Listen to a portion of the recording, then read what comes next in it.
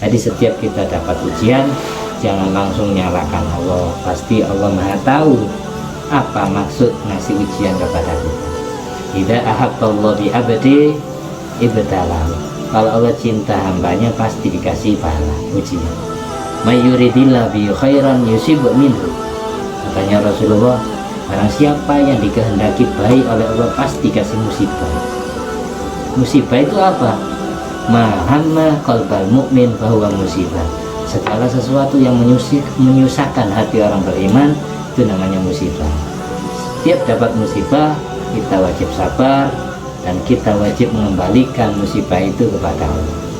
Makanya di Al-Quran, wala nabluwannakum bisyai'in minal khawf wal ju' wa naqsim minal amwal wal anfus was samarat wa basyiris sabirin alladzina idza asabathum musibatun qalu inna lillahi wa inna ilaihi raji'un.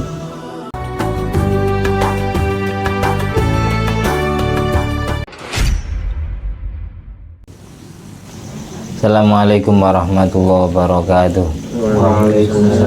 Alhamdulillahirabbil alamin alladzi bi ni'mati tatimmus sholihat wa bi dzikri sulahai tatanazzalur rahmat wal barakat wassalatu wassalamu ala sayyidi sadat sayyidina maulana Muhammadin qutbil qadat wa ala alihi wa ashabihi al-anjumi zahirat amma ba'du. Rabbi shrah li sadri wa yassir li amri wahlul 'uqdatam min lisani yafqahu qawli. Rabbi zidni ilma warzuqni fahma. Allahumma iftah alaina futuhal arifin waj'alna khalisatan liwajhikal karim. Allahumma arzuqna fahman nabiyyin wa ilhamal malaikatil muqarrabin. Allahumma nawwir qulubana bi nuri hidayatika kama nawwartal arda bi nuri syamsika. Rabbana anfa'na bima 'allamtana. Rabbi 'allimna alladhi yanfa'una. Rabbi faqihna wa faqih ahlana wa qarabatin wa ashabin lana fi dinina. Allahumma inna na'udzubika min ilmin la yanfa' wa qalbin la yakhsha wa amalin la yurfa wa du'ain la yusma. Wa marzuqna liqa'a lailatul qadar fi syahrina hadza ramadan wa fi jami' ramadan fi kulli sana amin. Allahumma shalli ala sayyidina Muhammadin wa ala ali sayyidina Muhammad madanil judi wal karama bil ilmi wal hilmi wal hikami wa barik wa sallim. Alhamdulillahi rabbil alamin. Al-Fatihah. A'udzubillahi minasyaitonir rajim. Bismillahirrahmanirrahim. Alhamdulillahi rabbil alamin arrahmanir rahim maliki yaumiddin. Iyyaka na'budu wa iyyaka nasta'in ihdinas siratal mustaqim siratal ladzina an'amta 'alaihim ghairil maghdubi 'alaihim waladdallin. Amin. Malam hari ini kita meneruskan kisah Nabi Yusuf di tafsir surat Yusuf ayat 19 dan ayat 20. A'udzu billahi minasyaitonir rajim. Bismillahirrahmanirrahim. Waja'at sayyaratun fa arsalu waridahum fa adla dalwa qala ya bushra hadza ghulam wa asarru bidha'atan wallahu alimun bima ya'malun. وشروه بثمن بخس دراهم معدودة وكانوا فيه من الزاهدين. وقال الذي اشتراه من مصر لامرأته أكرمي مثواه عسى أن ينفعنا أو نتخذه ولدا وكذلك مكنا ليوسف في الأرض ولنعلمه من تأويل الأحاديث والله غالب على أمره ولكن أكثر الناس لا يعلمون. Kemarin diceritakan bahwa di saat Nabi Yusuf alaihissalam dibuang oleh saudara-saudaranya ke sumur, kemudian datang para musafir yang berjalan dari kota Madian Jordan menuju kota Mesir. Mereka tersesat di jalan, kehausan, akhirnya menghampiri sebuah sumur di mana Nabi Yusuf dibuang di situ. Wa ja'at sayyaratun fa arsalu waridahum fa adla dalwa. Kemudian rombongan musafir itu menyuruh salah seorang dari mereka untuk menimbakan air untuk mengambilkan air untuk kebutuhan mereka minum. Mereka utus orang yang bernama Malik bin Za'ar al-Khuzai untuk menimba sumur. Setelah ditimba, tampar ditarik, agak terasa berat, tiba-tiba ternyata timbanya digelandoti, tamparnya digelandoti Nabi Yusuf. Kemudian si penimba yang bernama Malik bin Za'ar al-Khuzai bilang, qala ya bushra, betapa bahagianya diriku, hadza hulam, ini budak yang tampan, ini pria yang tampan, ganteng, wajahnya bersinar. Nabi Yusuf, makanya kemarin diceritakan Nabi Yusuf itu kalau berbicara, kalau tersenyum maka nampak sinar di gigi gerahamnya, mengkilau gitu.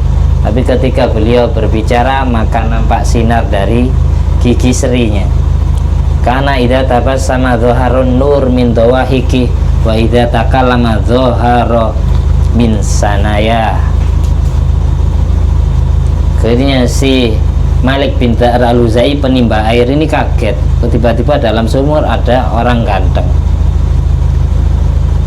Saudara-saudaranya Nabi Yusuf selama 3 hari 3 malam patroli di sekitar sumur, menjaga Nabi Yusuf, memastikan Yusuf meninggal dunia apa masih hidup. Tapi setelah Malik bin Za'ar al-Khuzai mengangkat Nabi Yusuf, mengeluarkan dari dalam sumur, dia memanggil rombongannya, sini semua, ini saya nemukan pria tampan ini, budak ganteng. Pada saat semuanya menghampiri, saudara-saudara Nabi Yusuf 10 orang itu juga ikut serta menghampirinya. Wa asarruhu bidha'atan, mereka merahasiakan jati diri Nabi Yusuf. Mereka menganggap Nabi Yusuf sebagai barang dagangan mereka.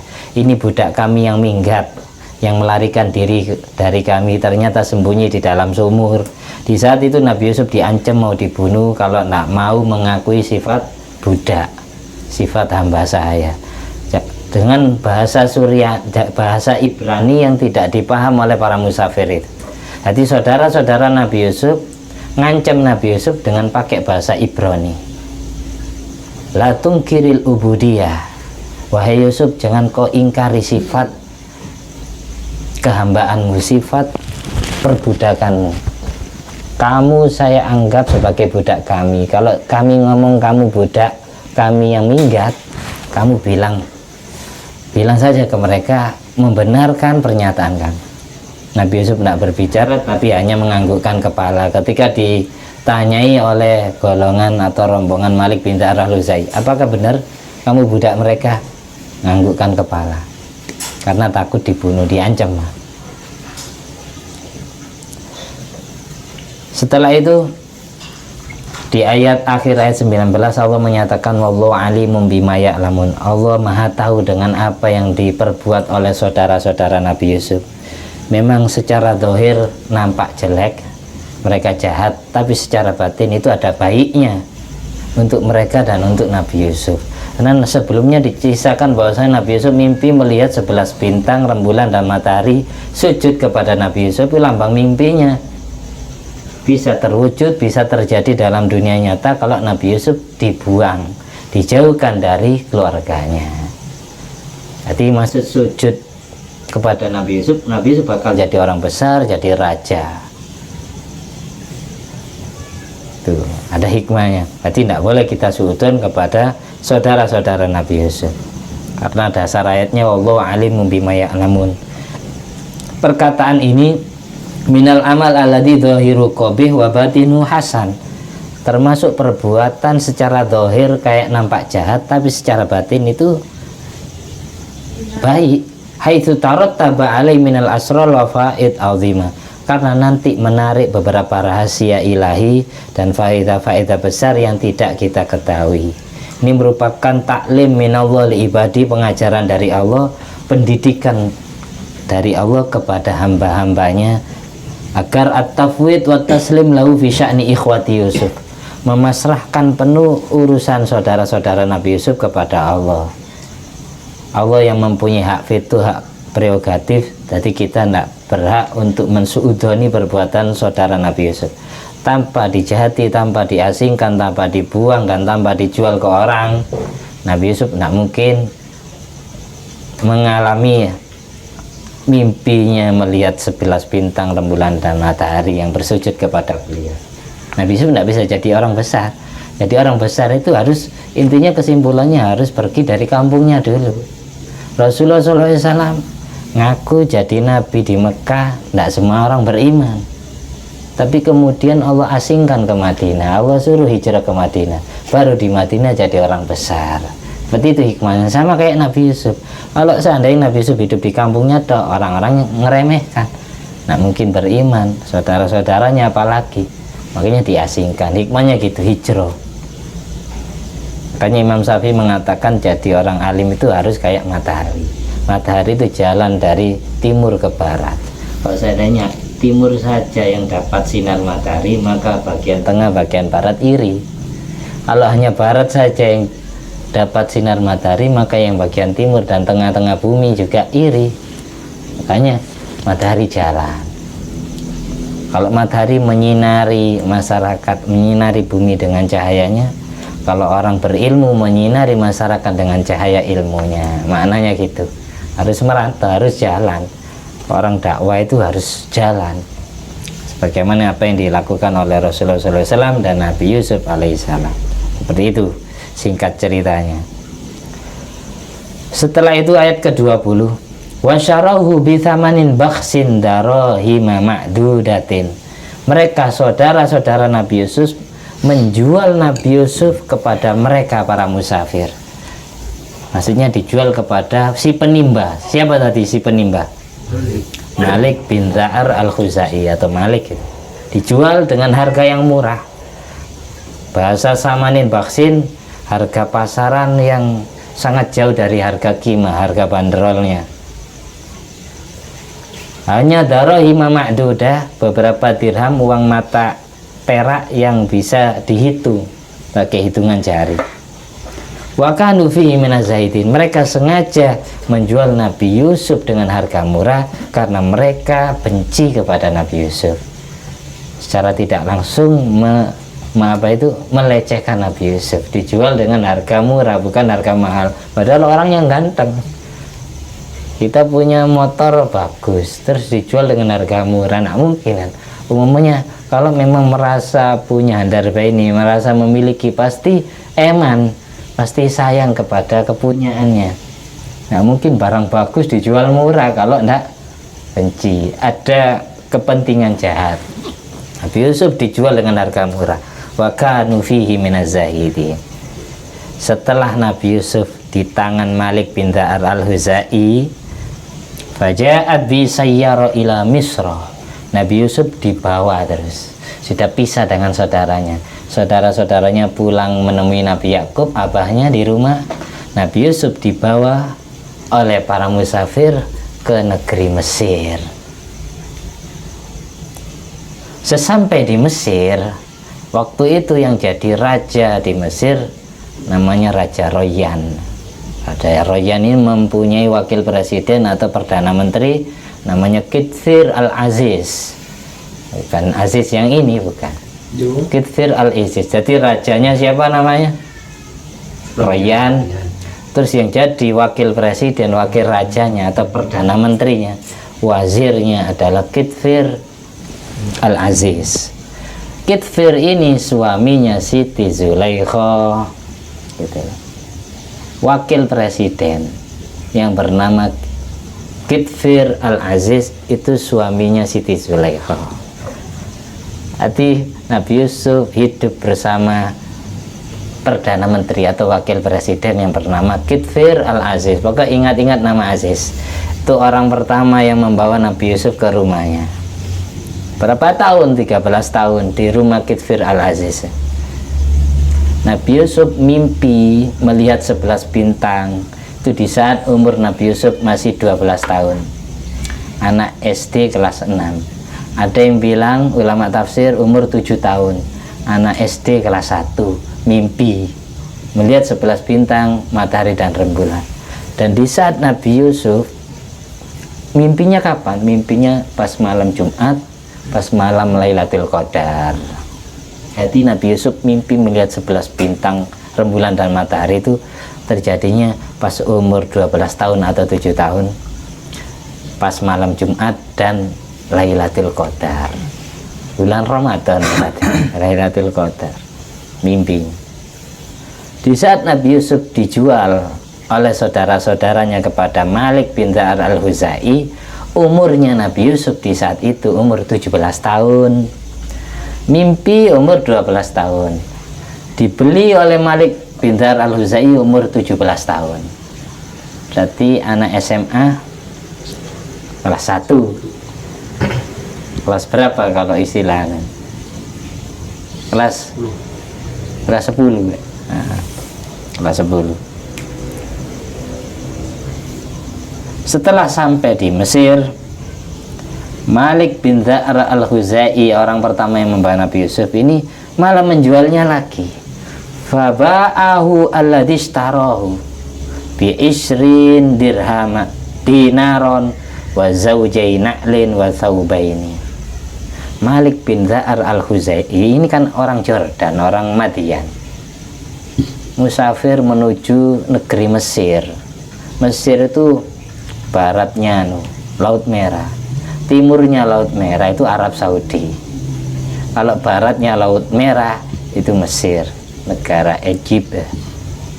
Jordan itu, kalau Jordan kan Madian itu utaranya Arab Saudi.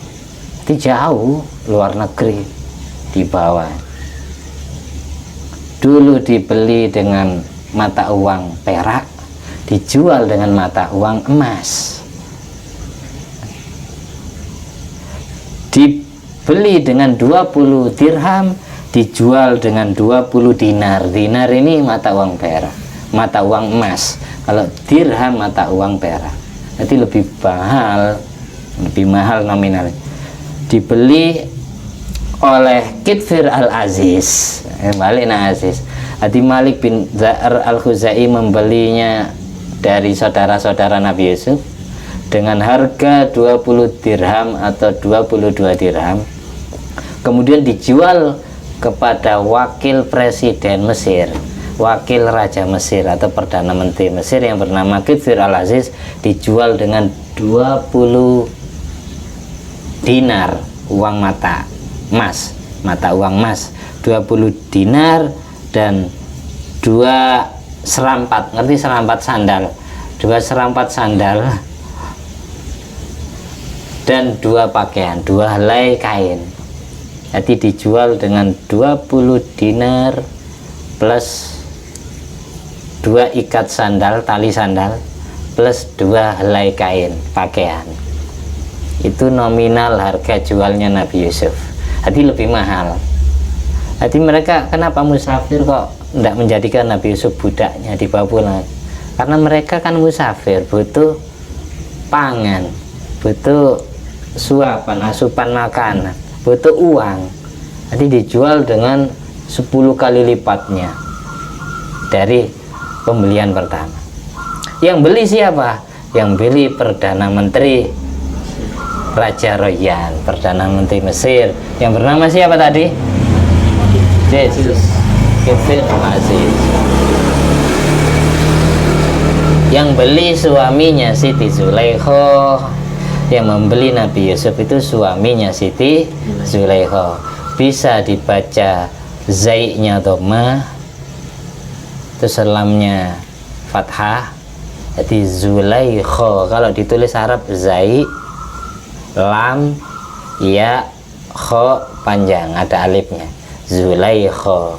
Bisa bacanya Zulaikha, bisa bacanya zai-nya fathah, lamnya kasroh, Zalikha.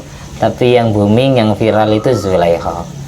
Tapi hasilnya bacanya Zalikha bisa, karena itu bahasa Mesir, bahasa Mesir.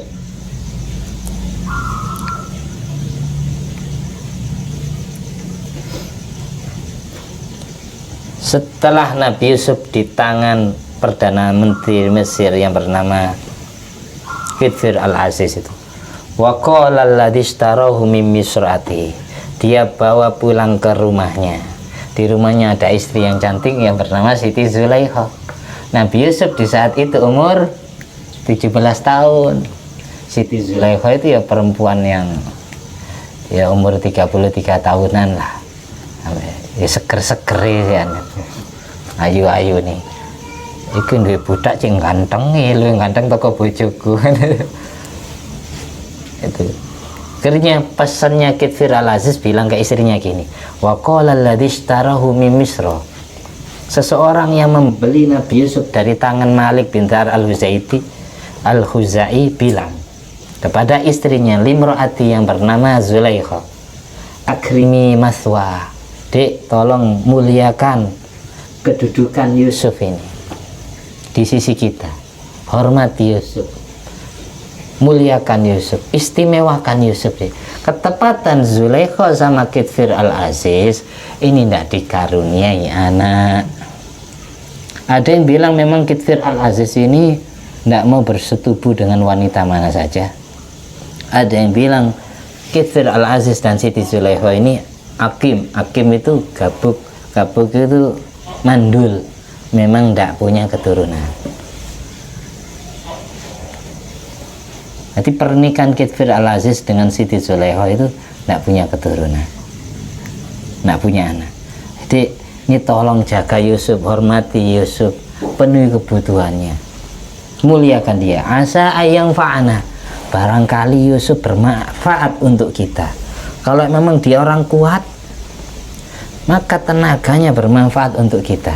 Saya senang kepada orang yang gagah. Nabi Yusuf kan diceritakan ini lengannya, lengan tangan kanan bagian atas bagian bawah kan besar, gagah dempal, perutnya berlipat-lipat, betisnya juga dempal. Diceritakan kemarin itu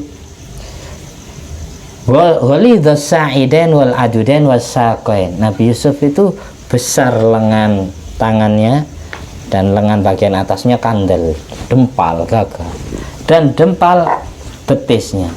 Khamisol batan, dan perutnya berlipat-lipat. Sawira surra, pusarnya kecil. Dohmal ain, bola matanya bundar besar. Jadi ganteng nemen. Mustawal khilqa, dan penciptaannya sederhana. Tidak terlalu, posturnya tidak terlalu tinggi, tidak terlalu cebol. Nanti tidak terlalu ketinggian, tidak terlalu pendek, sedang. Abyadallan, kulitnya putih, kalau tersenyum maka nampak sinar dari gigi gerahamnya, kalau lagi berbicara nampak sinar dari gigi serinya, gigi depannya. Sangat ganteng wajahnya. Terus rambutnya itu ja'da sya'ar, rambutnya itu bergelombang, jadi bukan keriting, bergelombang. Jadi lurus ndak lurus, keriting ndak keriting. Di bagian atas ini lurus, bagian mau ke bawah itu wadeng kemerah-merahan, jadi hitam kemerah-merahan rambutnya. Asa ayyang fa'ana aw nattakhidha walada, barangkali Yusuf bermanfaat untuk kita.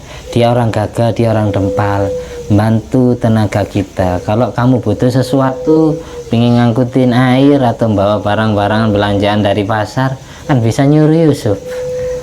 Ya barangkali semoga dia bermanfaat untuk kita. Au nattakhidha walada, atau Yusuf kita jadikan anak angkat. Kan kita tidak punya anak. Ini ganteng aneh. Dikisahkan Nabi Yusuf ini pada saat dijual oleh Malik bin Al-Khuzai, sebenarnya yang menawar Nabi Yusuf itu banyak. Jadi unggul-unggulan harga.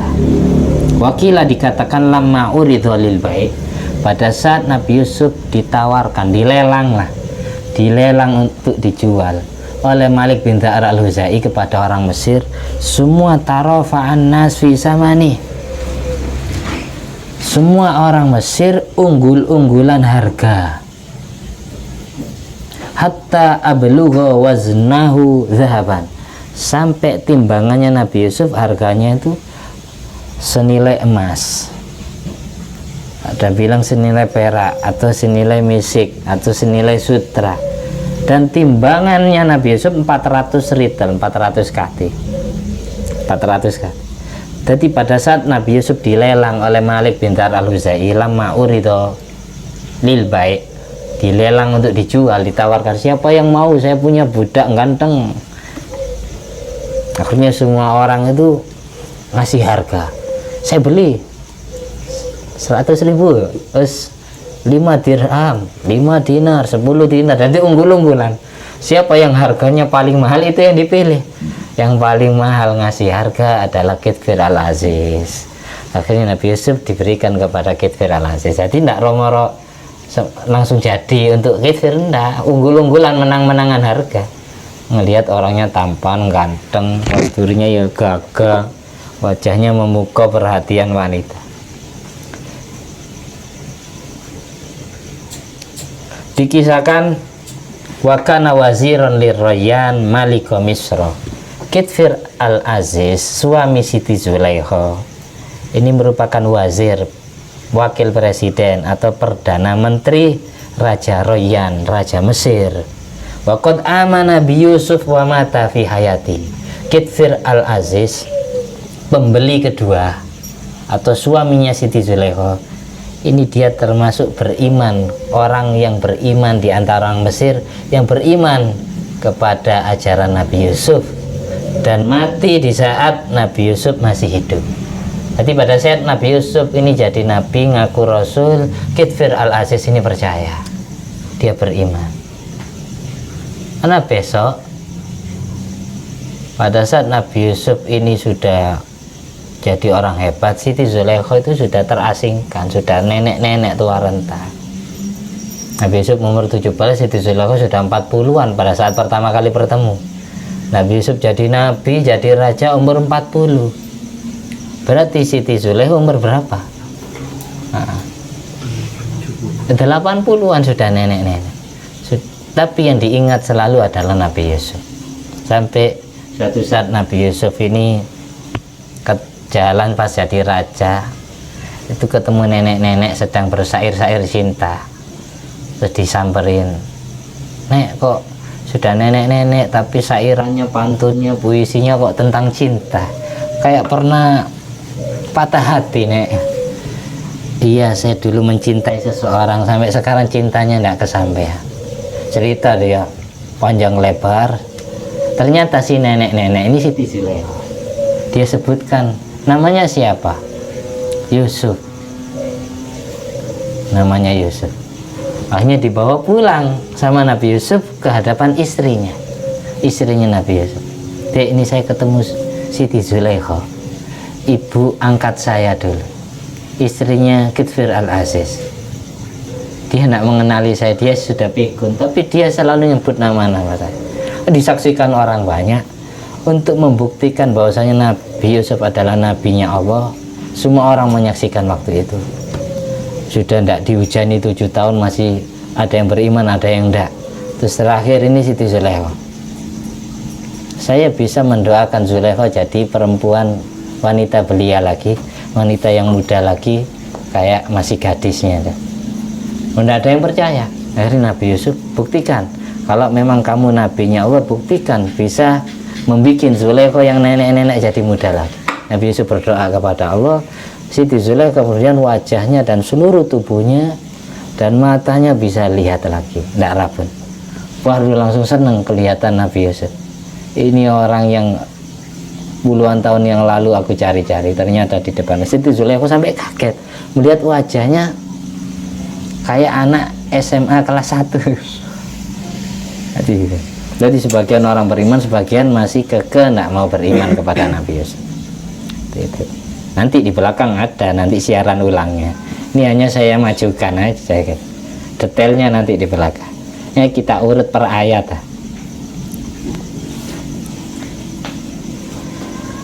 Jadi di saat Nabi Yusuf dibeli oleh Kitfir al-Aziz, wa ibnu sab'a asrata sana, umurnya Nabi Yusuf masih 17 tahun. Nabi Yusuf dibeli oleh suaminya Siti Zulaikha, Nabi Yusuf masih umur 17 tahun. Wa makatha Yusuf fi manzilihi salasa asrata sana. Nabi Yusuf tinggal serumah dengan Kitfir Al-Aziz, tinggal serumah dengan Siti Zulaikha selama 13 tahun. Pertama kali dipungut jadi anak angkat umur 17. Tinggal di rumah Siti Zulaikha 13 tahun. 17 tambah 13 berapa tahun? Berapa? 30 tahun. 17 tambah 13 berarti 30 tahun. Di saat, saya ulangi lagi, Nabi Yusuf dibeli oleh Kitfir Al-Aziz umurnya 17 tahun. Tinggal serumah dengan Kitfir Al-Aziz dan Siti Zulaikha 13 tahun. 13 tambah 17 30 tahun. Wastau zarahur rayyan wa huwa ibnu salasina sanatan. Di saat Nabi Yusuf umur 30, Nabi Yusuf dijadikan Perdana Menteri. Karena Kitfir Al-Aziz sudah meninggal dunia, wakil rajanya sudah meninggal, akhirnya Nabi Yusuf yang dijadikan wakil presiden, dijadikan Perdana Menteri. Kalau Perdana Menteri bahasa luar negeri itu wakil presiden, kalau di Indonesia ya menteri. Wakil presiden ada sendiri, menteri ada sendiri. Tapi kalau istilah wazir di luar negeri itu sudah wakilnya Malik, wakilnya presiden, wakilnya raja, itu namanya wazir, Perdana Menteri. Nah, pada saat umur 30 Nabi Yusuf dijadikan wakil presiden. Wa ata'ullahul ilma hikmah wal ilma wa huwa ibnu salasin wa salasina sanatan. Nabi Yusuf Allah beri kesempurnaan ilmu manfaat, mengetahui rahasia keajaiban alam semesta, dikasih mukjizat itu di saat umurnya Nabi Yusuf 33 tahun. Jadi jangan sepelekan angka 33. Angka 33 itu sempurnanya orang dewasa. Dulu Nabi Isa Al-Masih diangkat ke langit di umur 33. Nabi Yusuf diberi ilmu yang sempurna umur 33. Semua bidadari surga itu berumur kayak umurnya wanita 33 tahun. Dan semua penghuni surga wajahnya itu sama seperti ketika mereka masih hidup umur 33 tahun, laki maupun perempuan. Meskipun matinya masih muda, belum 33, ya di 33 kan wajahnya. Meskipun matinya sudah nenek-nenek, kakek-kakek, ketika di surga sudah jadi wajahnya muda lagi 33 tahun. Karena usia 33 tahun itu usia di mana laki-laki nampak sempurna kegantengannya, kegagahannya, perempuan itu nampak sempurna kecantikannya, kepiawaiannya kan. Itu 33 tahun. Oleh karena itu sunat setelah kita sholat fardu membaca subhanallah 33 kali, alhamdulillah 33 kali, Allahu Akbar 33 kali, ditutup la ilaha illallah 1 kali, pas jumlahnya 100, melebur dosa kita. Orang sehabis sholat fardu jangan meremehkan ini, sak kesusu ini, sak sibuk kita mau aktivitas setelah sholat, jangan lupakan ini subhanallah 33 kali, alhamdulillah 33, Allahu Akbar 33, dan la ilaha illallah 1 kali, berarti 100. Ini melebur dosa kita. Biar apa? Setiap kita selesai sholat fardu kita layak jadi penghuni surga, karena umurnya penghuni surga 33 tahun. Gitu lah. Itu maksudnya, hikmahnya. Hati jangan sampai lebih, jangan sampai kurang. Jadi ngati-ngati. Jangan sampai 34. Jangan sampai 32. Kalau bisa disempurnakan 33.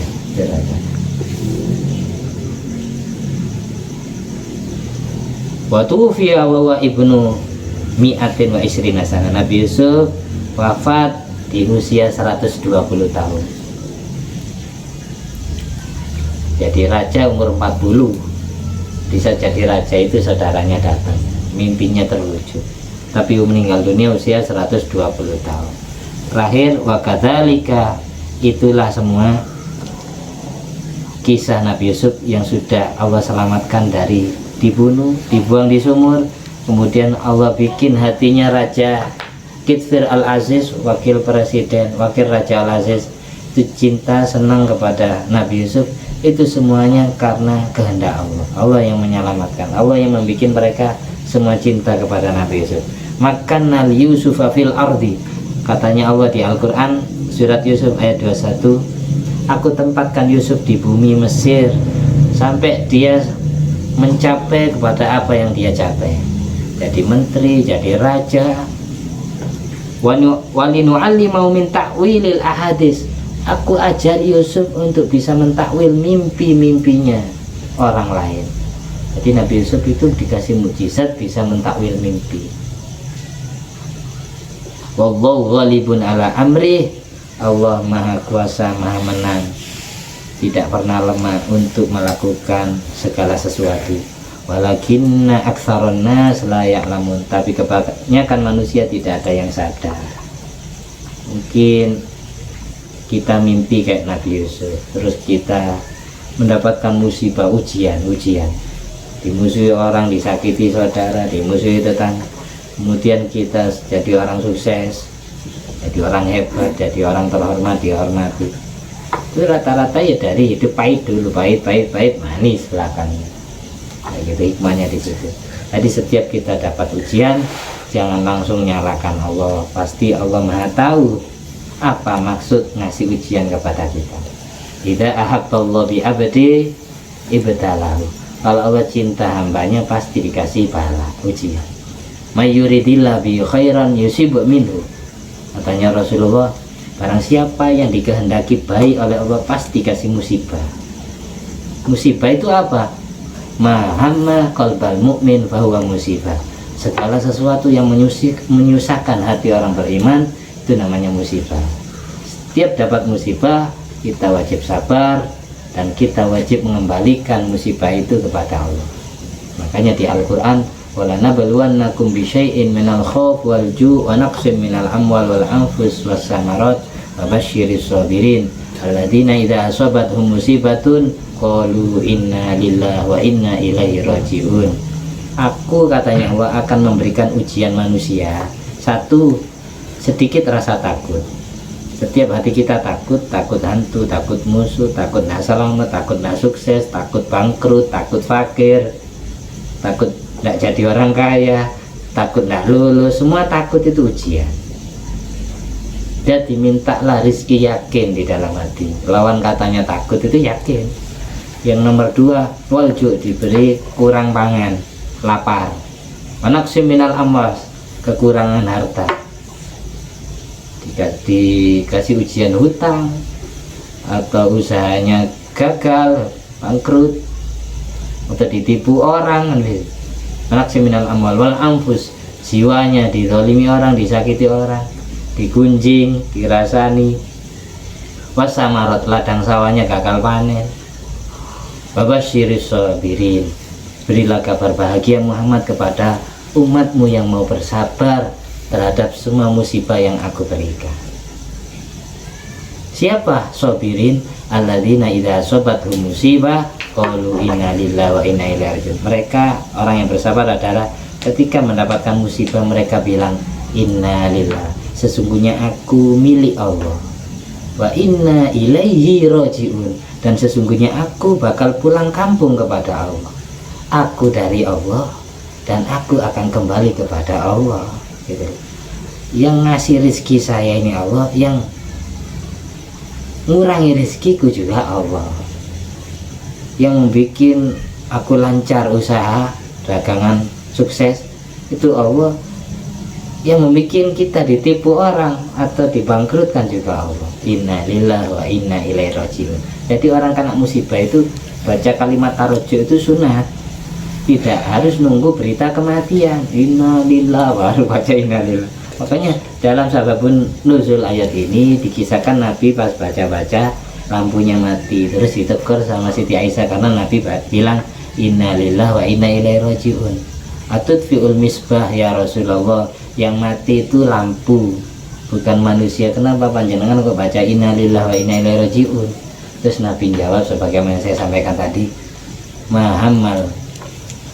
mukmin qalbal mukmin fawa musibatun. Segala sesuatu yang membuat susah hati orang beriman namanya musibah. Sabar itu as-sabru inda sodamatil ula, inda sidmatil ula. Sabar itu ketika pertama kali kena. Kalau ketika kita dapat musibah kita marah-marah, terus setelah itu kita terus ya wis memang takdirnya, itu bukan sabar, namanya sadar itu. Jadi beda sabar sama sadar. As-sabru itu inda sodamatil ula. Orang dikatakan sabar ketika pertama kali kena itu dia responnya tenang-tenang, slow, dia tidak marah, enggak. Tapi kalau sehabis marah baru ngomong seperti itu, ujian dari Allah, itu namanya sadar, bukan sabar. Memang orang bersabar itu butuh rekan. Makanya di surat Al-Asr, wa tawassaw bis sabri, saling berwasiatlah kalian agar bersabar. Jadi butuh konco, butuh orang lain yang menasihati kita sabar, kita juga ngasih teman kita sabar. Makanya di Al-Quran di ayat lain, ya ayyuhalladzina amanus biru wasabiru, wahai orang yang beriman bersabarlah kalian dan kuatkan sabarmu. Isbiru wasabiru, dan bermanfaat hati kita. Jadikan sabar menjalankan perintah Allah, sabar menjauhi maksiat, sabar menerima ujian bala, dan semua dosa kita Allah ampuni. Kita dipertemukan Lailatul Qadar di Ramadan ini dan Ramadan selanjutnya di tahun berikutnya. Dan mudah-mudahan di saat Lailatul Qadar Allah sempatkan kita ibadah, Allah sibukkan kita urusan akhirat. Al-Fatihah. Ya kan.